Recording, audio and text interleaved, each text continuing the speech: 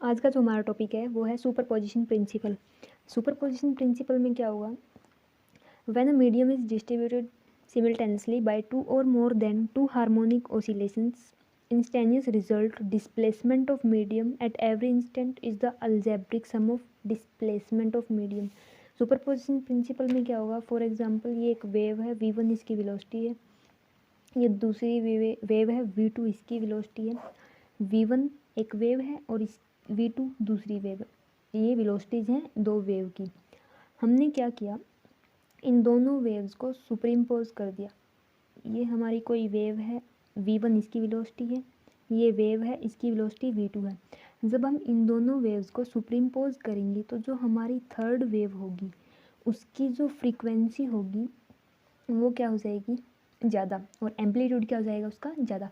जब हम सुपरइम्पोज करते हैं दो वेव्स को, एक वेव v1 है एक वेव v2 है, जब हम इन दोनों वेव्स को सुपरइम्पोज करेंगे तो उसका एम्पलीट्यूड इंक्रीज हो जाएगा, फ्रीक्वेंसी भी इंक्रीज हो जाती है। तो इसमें यही बताया गया कि जो सुपरपोजिशन प्रिंसिपल है उसमें क्या होगा, कोई एक मीडियम ले लिया, उसको सिमिल्टेनियसली डिस्ट्रीब्यूट कर दिया दो से ज़्यादा हार्मोनिक ऑसिलेशंस में, तो जो उनकी रिजल्टेंट डिस्प्लेसमेंट होगी वो क्या होगा, उनका अलजेब्रिक सम होगा। फॉर एग्जांपल हमने क्या किया, लेट कर लिया कि x1 x2 n टाइम्स हमारे पास डिस्प्लेसमेंट वेक्टर हैं। और ये क्यों है, क्योंकि जो हमारी वेव है वो n ऑसिलेशंस कर रही है। अगर n ऑसिलेशन करेगी तो डिस्प्लेसमेंट भी n होगी, तो n वेक्टर डिस्प्लेसमेंट वेक्टर भी n होंगे क्योंकि ऑसिलेशंस n है। अगर n ऑसिलेशंस हैं तो n डिस्प्लेसमेंट होंगे। तो जो हमारी डिस्प्लेसमेंट होगी ओवरऑल वो क्या होगा, इन सभी डिस्प्लेसमेंट वेक्टर्स का सम होगा, अलजेब्रिक सम। अगर हम यहाँ पे हमने 3 ऑसिलेशंस ले ली, फॉर एग्जांपल हम 3 ऑसिलेशंस ले रहे हैं, तो हमारे पास क्या होंगे, 3 डिस्प्लेसमेंट वेक्टर होंगे, और जो रिजल्टेंट डिस्प्लेसमेंट वेक्टर होगा हमारा वो क्या होगा, x is equal to x1, x is equal to x2, x is equal to x3। तो जो हमारा टोटल x होगा वो होगा x1, x2, x3। ये हमारे 3 डिस्प्लेसमेंट वेक्टर्स हैं। अगर हमारे पास n ऑसिलेशंस हैं तो n डिस्प्लेसमेंट वेक्टर्स होंगे, और जो हमारा सुपरइम्पोज हो जाएंगी तब ये वेव, वो क्या होंगी, जब ये डिस्प्लेसमेंट वेक्टर्स का अलजेब्रिक सम होगा। अब क्या है इसमें कि sum of any two solution is itself a solution. For example अगर हमने कोई भी दो सॉल्यूशन ले लिए और उनका सम कर दिया तो वो भी खुद एक सॉल्यूशन होगा। फॉर एग्जांपल यहाँ पे हमने क्या किया था, 3 सॉल्यूशन लिए, x1, x2, x3, इन तीनों का सम भी क्या होगा, एक सॉल्यूशन होगा। Sum of any two solution is itself a solution. अगर हम कोई भी दो सॉल्यूशन को ऐड करेंगे तो वो भी एक सॉल्यूशन होगा। For example x is equal to x1 plus x2, जो x1 है और x2 है वो क्या है, कोई भी इक्वेशन है उसके सॉल्यूशन है। अब एक चीज़ है इसमें कि जो सुपरपोजिशन प्रिंसिपल है वो कभी भी नॉन लीनियर इक्वेशन पे अप्लाई नहीं होता है। Superposition principle does not apply to non linear equation. Non linear equation कौन सी होती है, फॉर एग्जांपल ऐसी, अब जैसे ये इक्वेशन है लीनियर इक्वेशन है क्योंकि इसमें सभी x की पावर 1 है। फॉर एग्जांपल मैंने ये इक्वेशन ले ली d²x/dt², ये क्या है, एक इक्वेशन है। जो ये इक्वेशन है -ω²x ax² bx³ and so on, ये जो हमारी इक्वेशन है ये इक्वेशन नॉन लीनियर है। ये इक्वेशन नॉन लीनियर क्यों है, क्योंकि यहाँ पे x की पावर 1 है, x की पावर 2 है, x की पावर 3 है, x की पावर चेंज हो रही है, ये इक्वेशन नॉन लीनियर है। इस इक्वेशन को लीनियर कैसे बना सकते हैं, जो कांस्टेंट है उनकी वैल्यू अगर 0 पुट कर दें, a और b कांस्टेंट है, अगर a और b की वैल्यू 0 पुट कर देंगे तो हमारे पास क्या बचेगा, -ω²x। ये इक्वेशन बन जाएगी linear equation. It is non linear equation, ये नॉन लीनियर इक्वेशन है। और ये नॉन लीनियर इक्वेशन क्यों है, क्योंकि इसके अंदर x² x³ कंटेन है, और जो कांस्टेंट है अगर हम इनको 0 कर देंगे कांस्टेंट्स को, तो हमारे पास जो इक्वेशन आएगी वो कैसी आएगी, लीनियर और होमोजेनियस इक्वेशन। हमने क्या कर लिया, ये इक्वेशन लेट कर ली। इसमें हम क्या करेंगे, सुपरपोजिशन प्रिंसिपल को प्रूव करने के लिए इक्वेशन, एक नॉन लीनियर इक्वेशन ले लेंगे और लास्ट में ये चीज़ प्रूव कर देंगे कि वो इक्वेशन सुपरपोजिशन प्रिंसिपल को तभी फॉलो करेगी जब वो इक्वेशन लीनियर होगी। हमने क्या कर लिया, लेट कर लिया कि ये कोई इक्वेशन है, नॉन लीनियर इक्वेशन है। हमने इसके दो सॉल्यूशन मान लिए, एक सॉल्यूशन है x1t, दूसरा सॉल्यूशन है x2t। अब ये दोनों सॉल्यूशन इस इक्वेशन के हैं, फर्स्ट इक्वेशन के हैं, तो जाहिर सी बात है ये फर्स्ट इक्वेशन को सेटिस्फाई करेंगे, क्योंकि ये इसी इक्वेशन के सॉल्यूशन है तो इसको ये सेटिस्फाई करेंगे। अब हमने क्या किया, इस इक्वेशन के अंदर पहले ये सॉल्यूशन रख दिया, ये यहाँ पे x को रिप्लेस कर देंगे x1 से, x को रिप्लेस कर दिया x1 से, यहाँ पे भी एज इट इज़ x को रिप्लेस कर देंगे x1 से। सिमिलरली क्या होगा, दूसरा सॉल्यूशन है हमारी इक्वेशन का x2।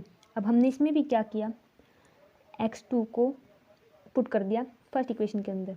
अब हम क्या करेंगे, ये जो दोनों इक्वेशंस हैं इन दोनों इक्वेशंस का सम करेंगे, क्योंकि हमने सुपरपोजिशन प्रिंसिपल में पढ़ा था कि क्या होगा कि दो और दो से ज़्यादा जो हार्मोनिक ऑसिलेशंस होंगे उनका जो रिजल्टेंट होगा वो क्या होगा, अलजेब्रिक सम होगा।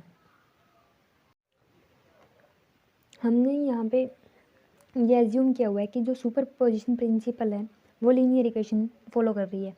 तो सुपरपोजिशन प्रिंसिपल क्या कहता है कि x is equal to x1 plus x2, ये सुपरपोजिशन प्रिंसिपल कहता है। तो ये फर्स्ट इक्वेशन सुपरपोजिशन प्रिंसिपल को सेटिस्फाई करेगी, हमने ऐसा एज्यूम किया हुआ है। ये हमारी फर्स्ट इक्वेशन थी।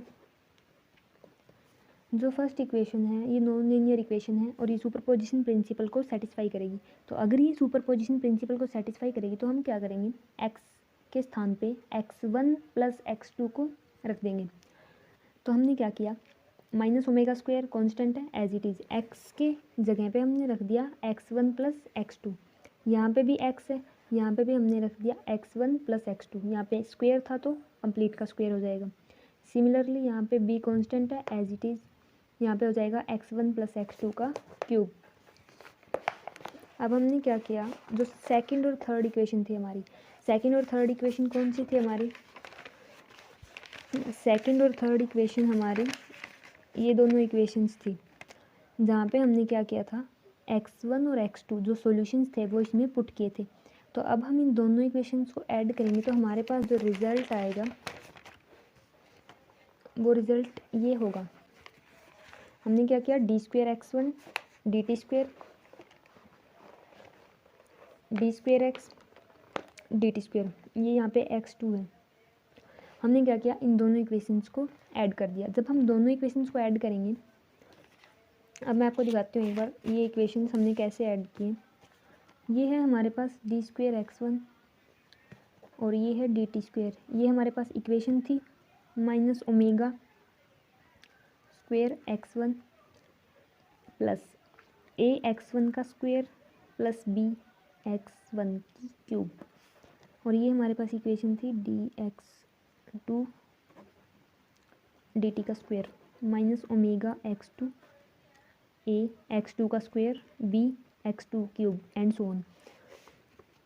ये दोनों इक्वेशन थी हमारे पास, इन दोनों इक्वेशंस को हमने ऐड किया। अब हम इन दोनों इक्वेशंस को ऐड करेंगे तो हमारे पास क्या वैल्यू आएगी, माइनस ओमेगा स्क्वायर x1 ये रहा, minus omega square x2 minus omega square x2, ये वैल्यू एज इट इज़ आएगी, और फिर ये और ये ऐसे ये वैल्यू एज इट इज़ आएंगी जब हम ऐड करेंगे। जैसे ही हम इन दोनों इक्वेशंस को ऐड करते हैं तो यहाँ पे क्या है कि इक्वेशन जो फोर्थ और फिफ्थ हैं, कौन कौन सी है फोर्थ इक्वेशन और फिफ्थ इक्वेशन, ये हमारी फोर्थ इक्वेशन है और ये हमारी फिफ्थ इक्वेशन है। अगर ये दोनों इक्वेशंस क्या करेंगी, कुछ कंडीशंस हैं, अगर ये इन कंडीशंस को सेटिस्फाई करेंगी तभी ये हमारी जो अजम्पशन है वो ट्रू होगी। अदरवाइज हमारी जो अजम्पशन है कि जो नॉन लीनियर इक्वेशन है वो सुपरपोजिशन प्रिंसिपल को फॉलो करती हैं, वो हमारी अजम्पशन फॉल्स हो जाएगी। अब कंडीशंस क्या क्या हैं वो देख लेते हैं। These equations are agree if all the conditions are satisfied, ये इक्वेशन एग्री कब होगी, जब ये सभी कंडीशन सेटिस्फाई होंगी। सभी कंडीशंस क्या कहती हैं कि जो D square D T square x1 plus x2 जो ये हमने निकाला था यहाँ पे, ये इसके इक्वल होना चाहिए, ये कहती है हमारी फर्स्ट कंडीशन। ये जो ये चीज़ है ये इसके इक्वल होगी, क्यों होगी, क्योंकि हमने पढ़ा था डेरिवेशन में कि जब हम दो वैल्यूज़ का सम करते हैं और उनका डेरिवेशन करते हैं तो वो इंडिविजुअल डेरिवेशन के अंदर डिवाइड हो जाता है। ये चीज़ हमने पढ़ रखी है डेरिवेशन के अंदर। तो हमारी पहली कंडीशन है जो वो ट्रू हो गई। अब जो हमारी सेकंड कंडीशन है वो क्या कहती है कि minus omega x1 plus x2 किसके इक्वल होगा, माइनस ओमेगा स्क्वायर x1 के माइनस ओमेगा स्क्वायर x2 के। ये बात भी सही है, क्योंकि माइनस ओमेगा स्क्वायर एक्स की मल्टीप्लाई x1 से करेंगे तो ये वैल्यू आ जाएगी, माइनस ओमेगा स्क्वायर की मल्टीप्लाई x2 से करेंगे तो ये आ जाएगी वैल्यू। तो ये कंडीशन भी सेटिस्फाई हो रही है। अब जो हमारी थर्ड और फोर्थ कंडीशन है वो सेटिस्फाई नहीं होंगी, क्योंकि ए x1 प्लस x2 का स्क्वायर कभी भी ए x1 square plus x2 square के इक्वल नहीं होगा। सिमिलरली ये दोनों कंडीशन हमारी सेटिस्फाई नहीं हो रही हैं, ये दो इसके इक्वल नहीं है और ये कंडीशन इसके इक्वल नहीं है। First two condition is true, हमारी जो पहली दोनों कंडीशंस हैं ये दोनों कंडीशन ट्रू है, ये दोनों कंडीशंस क्या हैं, ट्रू नहीं है। और ये दोनों कंडीशन ट्रू कब होंगी, जब ए और बी की वैल्यू जीरो करेंगे, क्योंकि ए की वैल्यू जीरो करते ही ये कंप्लीट टर्म जीरो और ये भी जीरो। सिमिलरली बी की वैल्यू जीरो पुट करते ही ये कंप्लीट टर्म जीरो और ये कंप्लीट टर्म भी हो जाएगी हमारी जीरो। सो अब ये तब कोई भी इक्वेशन लीनियर में कन्वर्ट कब होगी, या फिर ये जो हमने इक्वेशन ली थी ये इक्वेशन लीनियर के अंदर कन्वर्ट कब होगी, जब ए और बी की वैल्यू हमारी जीरो हो जाएगी।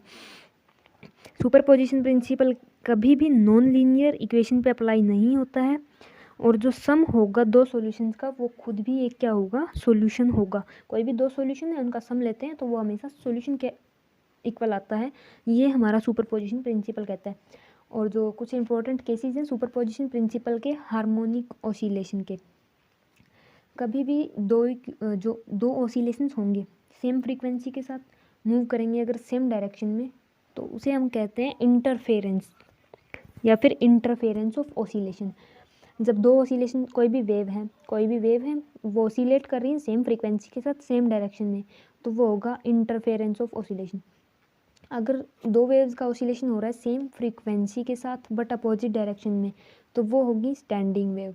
अगर two oscillations of same frequency but perpendicular to each other, कोई भी दो वेव्स हैं ऑसिलेट कर रही हैं सेम फ्रीक्वेंसी के साथ but each other to perpendicular, तो वो इक्वेशन लिजेजियस फिगर, दो ऑसिलेशन हैं वो क्या कर रही हैं, स्लाइटली डिफरेंट फ्रीक्वेंसी के साथ मूव कर रही हैं सेम डायरेक्शन में, तो उसे हम बोलते हैं बीट्स।